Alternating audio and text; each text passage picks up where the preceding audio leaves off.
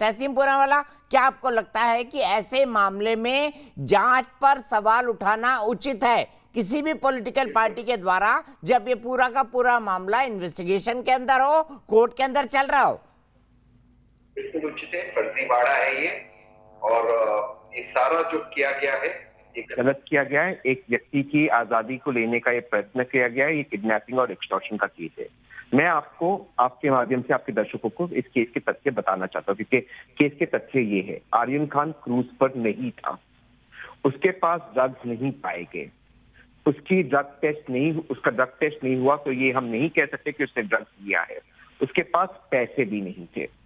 इसके बाद आपके पास इसके लिए आप ये कह नहीं सकते कि वो ड्रग्स उसके लिए थे, क्योंकि वो अरबाज के पास जो 6 ग्राम चरस पाए गए, वो आर्यन को उससे जोड़ने के लिए इनके पास कोई तथ्य नहीं, सिवाय एक व्हाट्सएप चैट जो कहता है we will have a blast. Deepak ji, काफी बार मैं आपको व्हाट्सएप करता हूँ, कभी अगर मैंने गलती से कह दिया we will have a blast का ये मतलब नहीं होता कि हम ड्रग्स ले रहे, उसका और कोई आगे हम लेंगे भी नहीं तहसीन, आप बोलेंगे तो भी नहीं लूंगा, और मैं बोलूंगा तो भी आप नहीं लेंगे। बिल्कुल, तो इसका कोई कॉन्टेक्स्ट नहीं था। कॉन्टेक्स्ट एस्टैब्लिश करने के लिए मेडिकल टेस्ट करना था, जो उन्होंने नहीं किया। अब हम आते आगे की तथ्यों पर।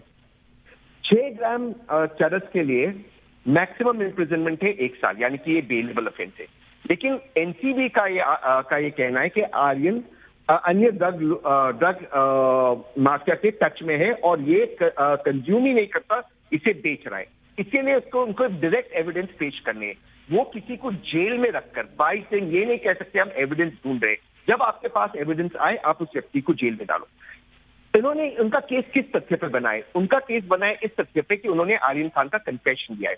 लेकिन जैसे मैं पिछले 3-4 दिनों से चैनल पर कह रहा था, तूफान Singh versus state of Tamil Nadu में सुप्रीम कोर्ट ने बहुत क्लियरली कहा है कि एनपीडीएस भी एक पुलिस फोर्स है and confession before police is not admissible in court. यानी कि पुलिस के सामने जब आप कन्फेस करते हो, उसका कोई कोर्ट में उसका कोई वैल्यू नहीं होता है। ये सुप्रीम कोर्ट ने कहा है। अब मैं आगे की बात पे आता हूं। जो आर्यन खान का चैट निकाला गया उसके व्हाट्सएप पे, मैं मानता हूं कि इलीगली निकाला गया। उसका पंचनामा कहा था उसका मोबाइल लेने का। आप किसी को सड़क पर पकड़ लिए, उसका मोबाइल लिए, उसके चैट से आप कुछ भी निकाल दिए, आप प्रोटेक्टेड हो आर्टिकल 21 राइट टू प्राइवेसी और article 20(3) the right to not incriminate yourself. कोई भी व्यक्ति को यह अधिकार दिया गया है कि खुद को जेल में ना डाले। आपने उसके सारे मौलिक अधिकारों का उल्लंघन किया है। इस सारे केस के बाद मैं उन चीजों में जा ही नहीं रहा हूं कि वो बीजेपी के 2 व्यक्ति थे, उन्होंने किस तरह से आर्यन को पकड़ा, क्या क्या, मैं उन सारे तथ्यों में नहीं जा रहा हूं। हम जाते हैं शोभिक चक्रवर्ती और रिया चक्रवर्ती के केस, जिस समय मैं आपके साथ रहा था, और आपने मुझे इस वक्त एक बहुत महत्वपूर्ण बात की थी। आपने दीपक जी कहा था, क्या रिया का डायरेक्ट संबंध है ड्रग डीलर्स के साथ? और आपके इस बात को बॉम्बे हाई कोर्ट ने अपहेल करते हुए एनसीबी के जब बेल दिए थे, एनसीबी के सारे तथ्यों को बाहर फेंक दिया था। यही होगा आर्यन के तहत। इन्होंने कोई एविडेंस पेश नहीं किया। आप रैंडमली कहने के लिए कि कोई किसी के साथ इन्वॉल्व है, आपको सबूत लाना है। ये कहना कि कॉन्स्पिरेसी सीक्रेट है, अगर सीक्रेट है तो आप सामने लाइए ना सरकार के। आप किसी को जेल में रखते कहे हम ढूंढ रहे, ये कब से हुआ? हमारा जो लीगल जूरिस्प्रूडेंस है, बेल नॉट जेल, हमारा लीगल जूरिस्प्रूडेंस है, you are innocent until proven guilty.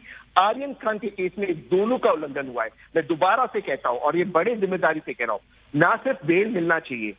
अगर आर्यन खान और शाहरुख खान में गट्स है, क्योंकि बहुत कम बॉलीवुड सेलिब्रिटीज में गट्स, बहुत कम लोगों में, वो सिर्फ पॉशिंग ऑफ एफआईआर में जाए और एफआईआर पॉश करने के बाद इस एजेंसी को कोर्ट ले जाए और उस पर डेफेमेशन का मुकदमा करे। ठीक ये है। इस तरह का फिशिंग एक्सपीडिशन बंद होना चाहिए लोगों पर।